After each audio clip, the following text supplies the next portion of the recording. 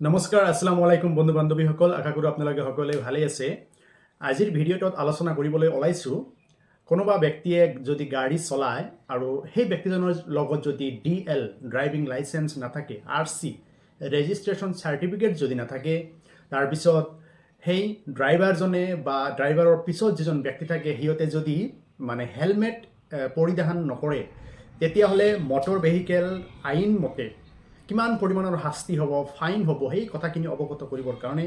এই ভিডিঅ'টো বনাইছোঁ। আৰু ইয়াৰ কণ্টেণ্টছবিলাক খুবেই গুৰুত্বপূৰ্ণ, কাৰণ আমি সকলোৱে কম বেছি পৰিমাণে গাড়ী চলাওঁ বা আমাৰ দুচকীয়া বা চাৰিচকীয়া বাহনবোৰ আছে। গতিকে সেইবোৰ এই বিষয়খিনি যদি আমি নাজানো, তেতিয়াহ'লে আমি কিন্তু আৰ্থিক জৰিমনাৰ সন্মুখীন হ'ব লগা হয়। গতিকে এই ভিডিঅ'টোৰ বিষয়বস্তু আপোনালোকে জনা প্ৰয়োজন। ইয়াত মই ইম্পৰ্টেণ্ট কিছুমান ধাৰাৰ কথা উল্লেখ কৰিব ওলাইছোঁ। দ্য মটৰ ভেহিকেল এক্ট 1988 এই আইনখন আছে আৰু 2019 চনত ইয়াক সংশোধন কৰা হৈছে। মটৰ ভেহিকেলছ এমেণ্ডমেণ্ট এক্ট 2019 2019 চনত এই মটৰ ভেহিকেল এক্টখন সংশোধন কৰি ফাইনবোৰ বৃদ্ধি কৰা হৈছে। গতিকে আমি আচলতে জনা দৰকাৰ, কোনটো ধাৰাৰ অধীনত কি অপৰাধ কৰিলে কিমান পৰিমাণৰ শাস্তি, আৰ্থিক জৰিমনা হ'ব, সেয়া সকলোৱে জনা দৰকাৰ। আৰু এটি অনুৰোধ, যদি মোৰ চেনেলত নতুন আহিছে চেনেলটো ছাবস্ক্ৰাইব কৰিব, আৰু যদি ফেচবুকৰ পৰা চাইছে আপোনালোকে পেজটো ফ'ল' কৰিব। যিসকলে ইতিমধ্যে ছাবস্ক্ৰাইব আৰু ফ'ল' কৰিছে অশেষ ধন্যবাদ জ্ঞাপন কৰিছোঁ। প্ৰথমতে আহিছোঁ, মই এই ভিডিঅ'টোত 9টা ধাৰাৰ কথা উল্লেখ কৰিম। নাম্বাৰ 1, ধাৰা 180। ইয়াত আচলতে কি কোৱা হৈছে, গাড়ীৰ মালিক অথবা গাড়ীৰ তত্ত্বাৱধায়কৰ দায়িত্বত থকা ব্যক্তিয়ে অনুজ্ঞাপত্ৰ অথবা লাইচেন্স নথকা ব্যক্তিক গাড়ী চলাব দিলে আৰু 21 বছৰ বয়সৰ তলৰ ব্যক্তিক গাড়ী চলাব দিলে শাস্তি হ'ব 3 মাহৰ জেল অথবা 5,000 টকাৰ আৰ্থিক জৰিমনা, অথবা 3 মাহৰ জেল অথবা 5,000 টকাৰ জৰিমনা, দুয়োবিধ হ'ব পাৰে। নিশ্চয় কথাটো বুজি পালে। গাড়ী চলাবলৈ হ'লে লাইচেন্স থাকিব লাগিব। তাৰপিছত 21 বছৰৰ তলৰ ল'ৰা ছোৱালীক যদি গাড়ী চলাব দিয়ে, আমাৰ ঘৰত তেনেকুৱা হয়, আমাৰ ঘৰত ল'ৰা আছে, তেখেতৰ নামত লাইচেন্স নাই বা 21 বছৰ কমপ্লিট হোৱা নাই, আমি যদি গাড়ী চলাব দিওঁ, তেতিয়াহ'লে মনত ৰাখিব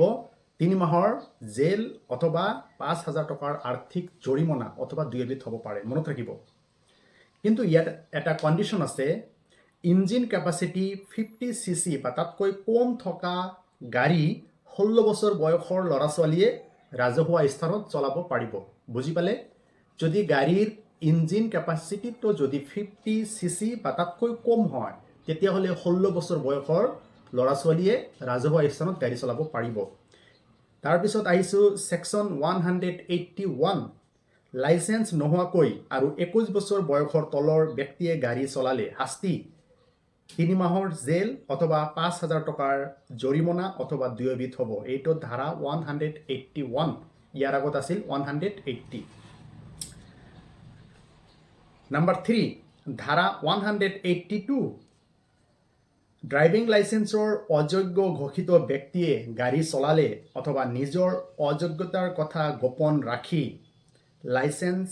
কেঞ্চেল হৈছিল, এই কথাটো প্ৰকাশ নকৰি গোপনে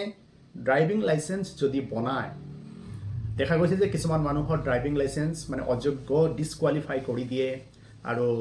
ইন ফিউচাৰত কি কৰিছিল, ড্ৰাইভিং লাইচেন্স কেঞ্চেল কৰি দিছিল। এই গোপনীয় কথাবিলাক যদি প্ৰকাশ নকৰি যদি কোনোবাই চুৰি কৰি গোপনে যদি আকৌ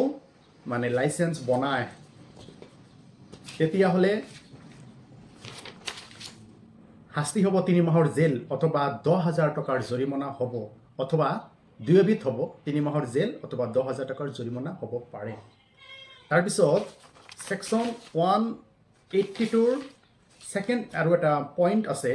ছেকশ্যন 182 ছাবক্লজ 2, কণ্ডাক্টৰৰ বাবে অযোগ্য ব্যক্তি অথবা কণ্ডাক্টৰ লাইচেন্স কেঞ্চেল কৰাৰ কথা গোপন ৰাখি নতুনকৈ লাইচেন্স বনালে আৰু তেনে ব্যক্তিয়ে কণ্ডাক্টৰ কাম কৰিলে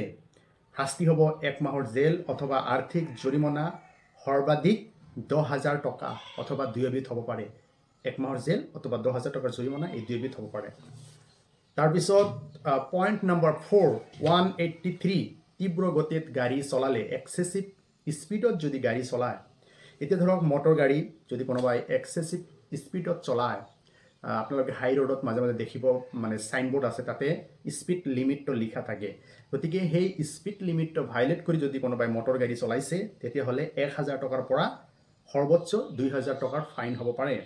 আৰু মিডিয়াম সাইজৰ মালবাহী গাড়ী অথবা গধুৰ বোজা বহনকাৰী গাড়ী অথবা অত্যাধিক যাত্ৰীবাহী গাড়ীয়ে যদি তেনেকুৱা মানে এক্সেসিভ স্পীডত গাড়ী চলায় তেতিয়াহ'লে 2000 টকাৰ পৰা সৰ্বোচ্চ 4000 টকালৈকে আৰ্থিক জৰিমনা হ'ব পইণ্ট নম্বৰ 5 সেকশ্যন 192 পঞ্জীয়ন নোহোৱাকৈ গাড়ী চলালে that means without RC registration certificate আমি খৰকেইটাকৈ ওলাই যাওঁ আমাৰ কি নাথাকে RC যদি নাথাকে বা কোনোবাই আচলতে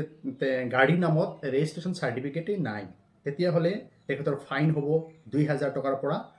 সৰ্বাধিক 5000 টকালৈকে আৰ্থিক জৰিমনা হ'ব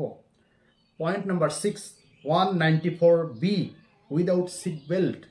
আমি গাড়ীত উঠোতে চলাওতে সিট বেল্ট আমি পৰিধান কৰিব লাগে কোনোবাই যদি সিট বেল্ট নোহোৱাকৈ গাড়ী চলাইছে তেতিয়াহ'লে 1000 টকাৰ আৰ্থিক জৰিমনা হ'ব point number 7 194D without helmet আমি সকলোৱে কি বাইক চলাওতে আমি হেলমেট পৰিধান কৰিব লাগে এতিয়া ধৰক 4 বছৰৰ ওপৰৰ ল'ৰা ছোৱালীয়ে গাড়ীত থাকিলে বাইকত থাকিলে হেলমেট কিন্তু পৰিব লাগিব এটা ইম্পৰ্টেণ্ট আইনত আছে আৰু যিবিলাক আচলতে শিখ ধৰ্মৰ মানুহ সিহঁতৰ মানে মূৰত কি থাকে টাৰ্বান থাকে গতিকে এই শিখসকলক হেলমেটৰ পৰা ৰেহাই দিয়া হৈছে গতিকে 194D উইদাউট হেলমেট অবিহনে কোনোবাই গাড়ী চলালে ফাইন হ'ব 1000 টকা মনত ৰাখিব পইণ্ট নম্বৰ 8 194E আমাৰ ৰাস্তাত কিছুমান ইমাৰ্জেঞ্চি গাড়ী থাকে যেনেকুৱা fire service vehicle ambulance vehicle তাৰপিছত ষ্টেট গভৰ্ণমেণ্টৰ দ্বাৰা স্বীকৃতিপ্ৰাপ্ত ইমাৰ্জেঞ্চি ভেহিকেল থাকে সেইবোৰক যদি কোনোবাই সাইড নিদিয়ে মানে আগত যোৱাৰ কাৰণে যদি বাট এৰি নিদিয়ে তেতিয়াহ'লে মানে জেল হ'ব সৰ্বোচ্চ 6 মাহৰ জেল হ'ব অথবা ফাইন হ'ব পাৰে 10000 টকাৰ জৰিমনা অথবা দুয়োবিধ দ্যাট মিন্স 6 মাহৰ জেল 10000 টকাৰ ফাইন হ'ব পইণ্ট নম্বৰ 9 196 সেকশ্যন 196 উইদাউট ইন্স্যুৰেন্স আপুনি মটৰ ভেহিকেল চলালে গাড়ী চলালে আপোনাৰ কি ইন্স্যুৰেন্স নাই মানে বীমা পলিচি নাই গাড়ী যদি ইন্স্যুৰেন্স নাথাকে তেতিয়াহ'লে জেল হ'ব সৰ্বাধিক 3 মাহৰ জেল অথবা আৰ্থিক জৰিমনা 2000 টকা হ'ব অথবা দুয়োবিধ হ'ব 3 মাহৰ জেল অথবা 2000 টকাৰ ফাইন যদি আপুনি গাড়ীৰ ইন্স্যুৰেন্স নোহোৱাকৈ পাব্লিক প্লেচত গাড়ী চলাইছে গতিকে এই মেটাৰখিনি খুবেই ইম্পৰ্টেণ্ট আপোনালোকক অৱগত কৰিবৰ কাৰণে ভিডিঅ'টো বনালোঁ আপোনালোকৰ মতামতবিলাক কমেণ্ট বক্সত দাঙি ধৰিব আৰু জনাব আৰু ভিডিঅ'টো শ্বেয়াৰ কৰি টাইম লাইনত ৰাখি থৈ দিব এই ধাৰাকেইটা আপোনালোকৰ যদি কিবা সুমন আহে বা নোটিছ আহে তেতিয়াহ'লে আপোনালোকে ইয়াৰ পৰা আইডিয়াটো জানিব পাৰিব কিমান টকাৰ ফাইন আপুনি দিব লাগিব গতিকে ধন্যবাদ হেভ এ নাইস ডে